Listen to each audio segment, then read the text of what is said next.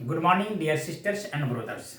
Class 10th के mathematics में आपको स्वागत करते हैं। क्लास 10th के एनसीईआरटी मैथमेटिक्स को बेस मानते हुए हम लोग इस जर्नी को आगे करेंगे। जैसे कि मैं आपको बताए थे कि क्लास 10th के मैथमेटिक्स जो है एनसीईआरटी के, इनमें टोटल क्वेश्चन ऑफ नंबर जो होंगे वह 650 से नीचे ही होते हैं और 600 के बीच में होते हैं। मतलब कहने का हुआ कि 600 से 650 के बीच में क्वेश्चन टोटल होते हैं और उन सभी क्वेश्चन के प्रत्येक क्वेश्चन पर सेपरेट वीडियो लेकर के हमारा आने का लक्ष्य है। तो क्योंकि सेपरेट वीडियो हर एक क्वेश्चन पे होंगे, आपको जो क्वेश्चन देखने का मन होगा वो क्वेश्चन आप आराम से उस वीडियो को क्लिक करके देख सकते हैं। आपको एक क्वेश्चन देखेंगे, आपको आधा घंटा 20 मिनट 25 मिनट का वीडियो देखने की जरूरत नहीं पड़ेगा। एक क्वेश्चन बनाने में जितना टाइम लगेगा, 2 मिनट लगे, 3 मिनट लगे, 5 मिनट लगे, वो क्वेश्चन आपको मिलेंगे। तो आज के क्वेश्चन से हम शुरू करते हैं। पहला चैप्टर वास्तविक संख्या जिसे रियल नंबर कहते हैं और प्रश्नावली 1.1 एक्सरसाइज 1.1। देखिए इसमें एक नंबर के क्वेश्चंस में क्या निकालना है, इनके ऊपर हम लोग चर्चा करते हैं। तो जैसे आप जानते हैं कि प्रश्नावली 1.1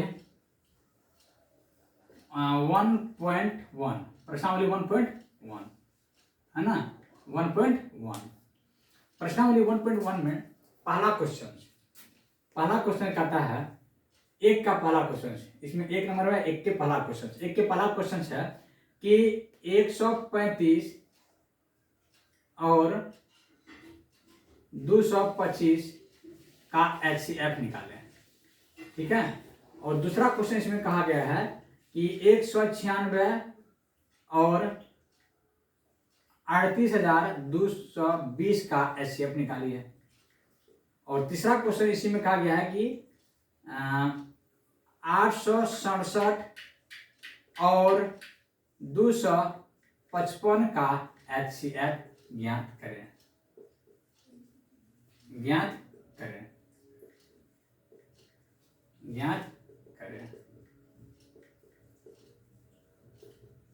ये 3 क्वेश्चन एक नंबर में दिया गया है। तो HCF निकालने के आप जानते हैं कि 2 मेथड होते हैं। एक गुणनखंड मेथड से निकालते हैं, अभाज्य गुणनखंड मेथड से, और एक आप जानते हैं कि भाग विधि से निकाला जाता है। तो भाग विधि का ही प्रयोग करके HCF निकालेंगे, लेकिन उस भाग विधि को क्लास 10th में आकर के, आप तो भाग विधि जानते हैं, लेकिन क्लास 10th में उसी विधि का नाम एक यूनिक नाम हो जाता है, जिसे यूक्लिड विभाजन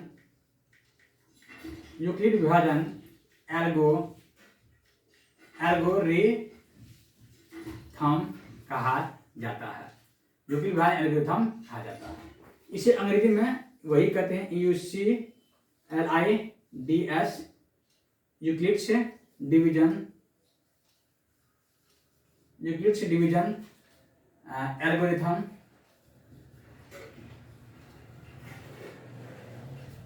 यूक्लिड्स डिवीजन एल्गोरिथम कहते हैं, बस यही नाम से ये जाना जाता है। तो ये क्या होते हैं, इसमें होता है कि A = BQ + R, जहां 0 से बड़ा या बराबर होगा R से बड़ा क्या होगा B होगा, B से बड़ा क्या होगा A होगा। और इसको आप यूं भी लिख सकते हैं कि A बड़ा होगा B से, B बड़ा होगा R से, R बराबर या बड़ा या बराबर होगा 0 को। आप इस तरह से इसको रिप्रेजेंट कर सकते हैं। इसी को क्या कहते हैं, यूक्लिड विभाजन प्रमेय, इसी का नाम है। एक्चुअली ये है क्या बच्चों, कि जो आप छोटे क्लास में जो जानते थे कि भाज्य बराबर क्या होता था, भाजक गुना भागफल जोड़ शेषफल कहिए या शेष कहिए, वो जो होते थे ना, वही ये है। इसी को A कहा जाता है, इसको B और इसको Q और इसको R कहा जाता है। तो यहाँ पर प्लस होगा, यहाँ पर मल्टीप्लाई होगा। तो A = क्या आ जाएगा, देखिए आपका ये आ जाएगा कि नहीं आ जाएगा, नहीं आ जाएगा। A BQ हो जाएगा, BQ लेके प्लस R तो R हो जाएगा। इसी मेथड से को यूक्लिड विभाजन एल्गोरिथम कहते हैं। तो आप जब भी यूक्लिड विभाजन एल्गोरिथम के आप भाग विधि की तरह बना सकते हैं और उसको इस फॉर्मेट पे आप शिफ्ट कर सकते हैं। जैसे हम एक सवाल बना के देखते हैं, एक का एक नंबर सवाल देखिए। 135 में 35 और 225 का HCF ज्ञात करना किसके माध्यम से, यूक्लिड विभाजन माध्यम से।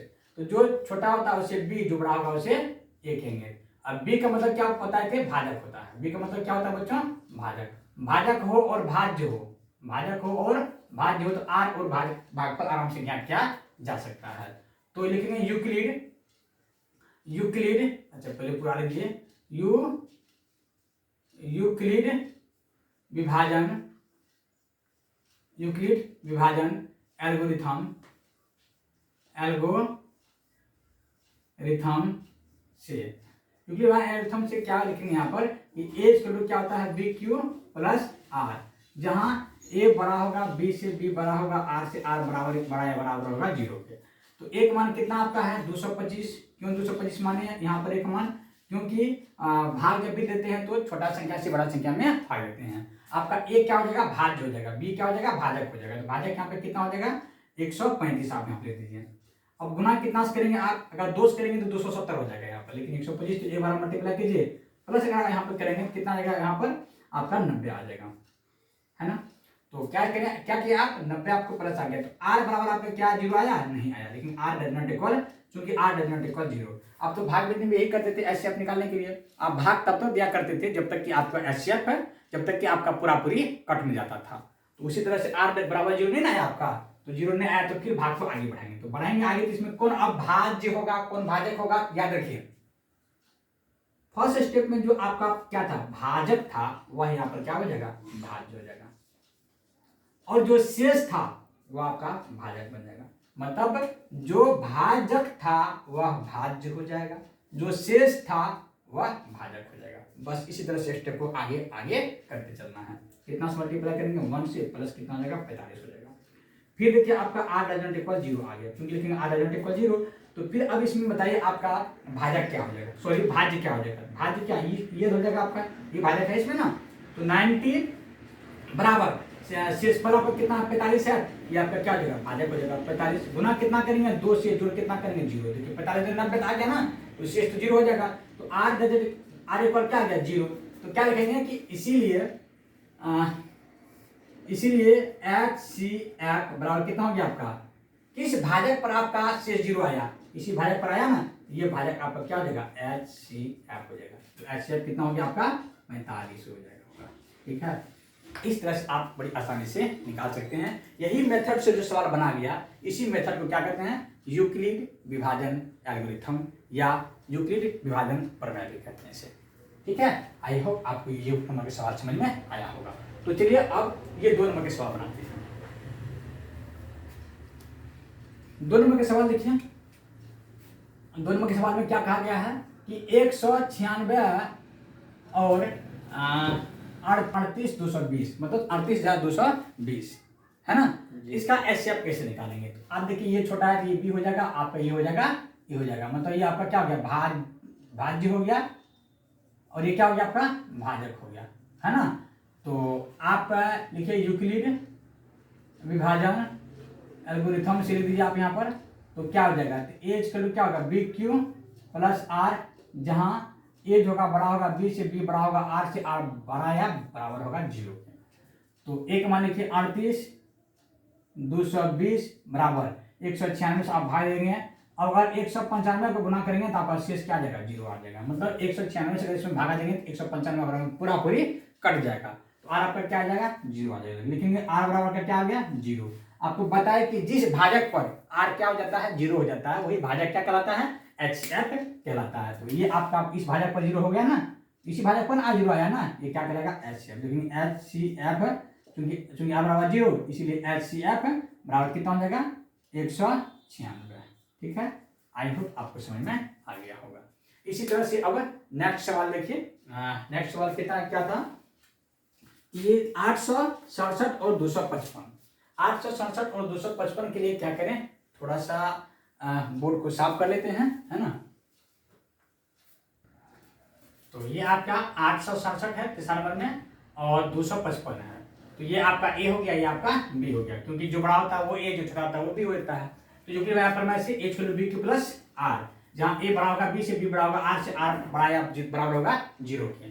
तो बैठाइए यहाँ पर, तो आपका 867 आप यहाँ पर बैठाइए, 867 बराबर आप भागा किसी लेंगे 255 से दीजिए भागा, तो कितना मान लगेगा, 3 मार्क आपका लग जाएगा। अब यहाँ पर शेष बचेगा आपका 102। तो लिखेंगे चूंकि r greater than equal 0, इसीलिए r greater than equal 0, तो इम्प्लाई दैट। तो देखिए अब ये भाजक जो था भाज्य बन जाएगा 255 बराबर, और जो शेष था वह भाजक बन जाएगा। गुना कितना करेंगे 2 से, प्लस कितना हो जाएगा 51 हो जाएगा। इतना को कैलकुलेशन करने के बाद इतना आना चाहिए, इतना कैलकुलेशन करके इतना आना चाहिए, है ना, ये है ना भाज्य का रूल। तो देखिए फिर r बराबर डज नॉट इक्वल 0, क्योंकि r डज नॉट इक्वल 0, इसीलिए क्या हो जाएगा, फिर ये आपका क्या हो जाएगा, भाज्य हो जाएगा 102। जो भाजक था वो भाज्य, जो शेष था वो भाजक, 2 प्लस 0। जो भाजक था वो भाज्य बन गया, जो शेष था वो भाजक बन गया, और 2 से गुना करेंगे तो 102 आ जाएगा प्लस 0। तो r बराबर आपका क्या आ गया 0, ठीक है ना। तो इसीलिए HCF बराबर कितना लेगा 51। क्यों, क्योंकि जिस भाजक पर r क्या होता है 0 होता है, वही उसका क्या कहलाता है HCF कहलाता है। आपने जो ये मेथड देखा बच्चों, ये मेथड को क्या बोलते हैं, यूक्लिड विभाजन एल्गोरिथम। तो एक सवाल आपको बनाना है, एल्गोरिथम हम आपको देते हैं, तो उसको आप बना करके हमारे कमेंट सेक्शन में जरूर कीजिएगा। 12 576 और 40 52 का HCF करके आप हमारे कमेंट सेक्शन में जरूर निकाल करके भेजिए, ठीक है।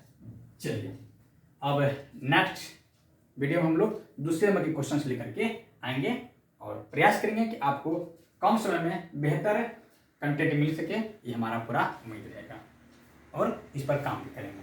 Thank you, have a nice day.